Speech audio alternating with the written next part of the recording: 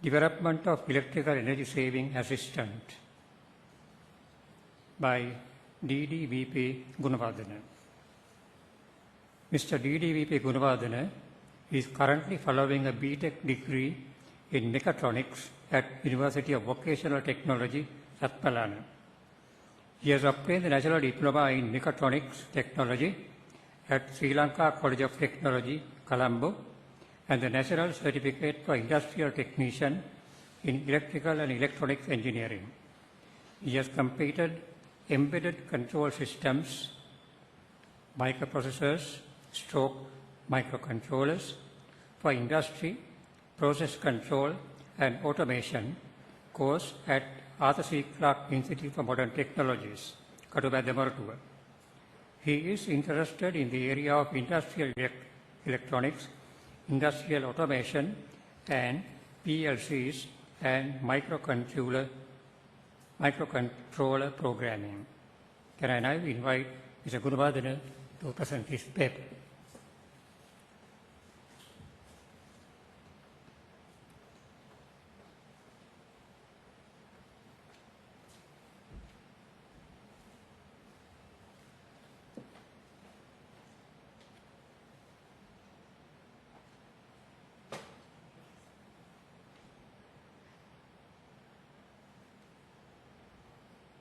Good evening to all of you.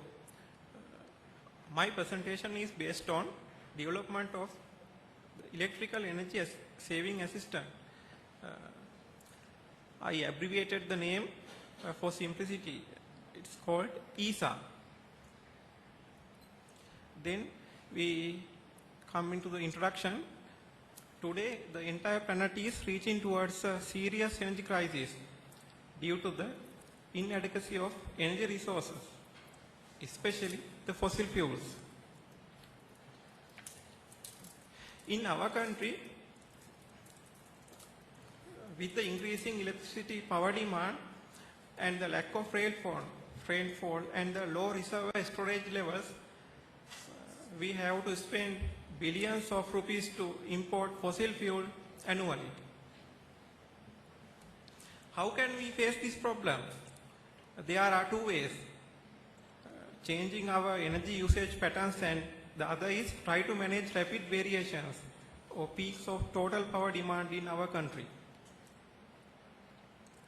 Please turn off one lamp and help to light up the future. Can you remember it? In other words, we have to practice demand side management or DSM. The goal in modern DSM is not only to change the peak demand of end user, but also to change the patterns that electricity is used. I focused on developing ESA, which helps the user to achieve DSM in following two ways. The first is energy saving from direct feedback, and the other is designing a demand side response system. Here you can see the picture of my ESA. It is little bit larger than the A4 sheet. These efforts leads to the award-winning innovation in the previous year. Here you can see the installation of the ESA. It has two inputs and two outputs. The one input is from main feeding wire from the CEB power meter, and the other is wireless input from the electrical service provider. The two inputs are, one is goes to your main distribution board and the other is directly goes to your refrigerator. This is the block diagram of the ESA. It consists of main 6 units. The first is energy metering block. It consists of AD7755 based solid state energy meter circuit. and it is calculate the through power and fed it to the processing unit. This is the processing block. The design requirements, the processing block will have to meet the 16-bit counter, 8-bit timer, and etc. I have to choose the PIC 18F452 microcontroller to meet these requirements. Then this is the real-time clock. I have to keep the time in my system ESA. This is the E2 PROM, or the non-volatile memory of my system. This is the user interface.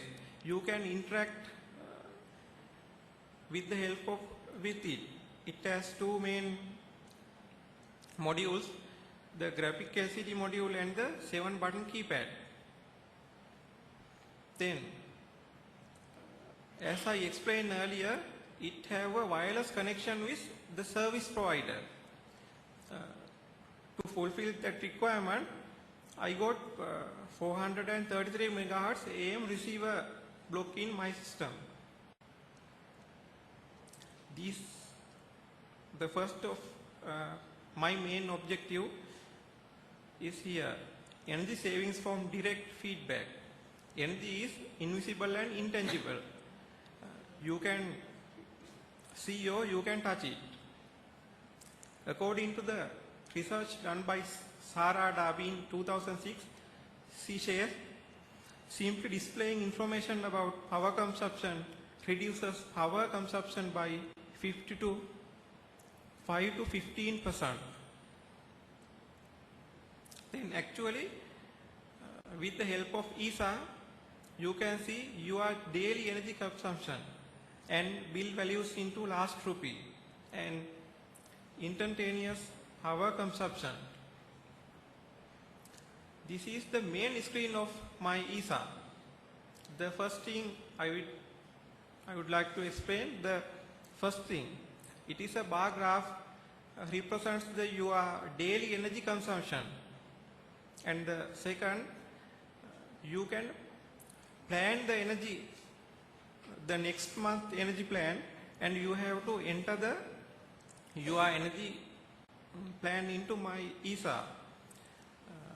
Then it shows the planned units, and third number, you can see the consumed units until now, and also you can see the remaining units for the month. And the fifth number is the horizontal line. You can see your average energy consumption until now. And the sixth, it will show the remaining average energy units. Then the last thing, the 7, shows cumulative price in rupees. And you have to pay. Then actually you can see and you can plan, and the final result is saving your energy or decrease your monthly bill. Then the second objective, demand side response system. This is the graph shows power demand curve of the day of Sri Lanka. Can you see the key features in this graph? Morning peak and evening peak. What will happen in the changing demand curve, the ordinary curve, from ordinary curve to the predicted curve? Can you see the in the evening peak, we have to generate power or dispatch the power much from the diesel power generation. Using this system, you can reduce the diesel power generation. So what are the benefits? Expensive fossil fuel consumption reduction is the major benefit, and it reduces carbon dioxide emission, and you can improve the national grid reliability and availability. This is the wireless network of the My System, ESAS. Actually, this is my concept. This is not implemented at now. You can see the wireless link is provided from central control panel in the CEB or the service provider to the individual network of ESAS. Then we have to something little bit enhancements to my system, and we can apply for many or various benefits for our country as follows. Semi-automated billing processes we can apply, and the prepaid paying systems, or we can implement time of the day tariff schemes. Not only that, we have remote line and disconnection and reconnection facilities. The final is the energy related data acquisition. Thank you.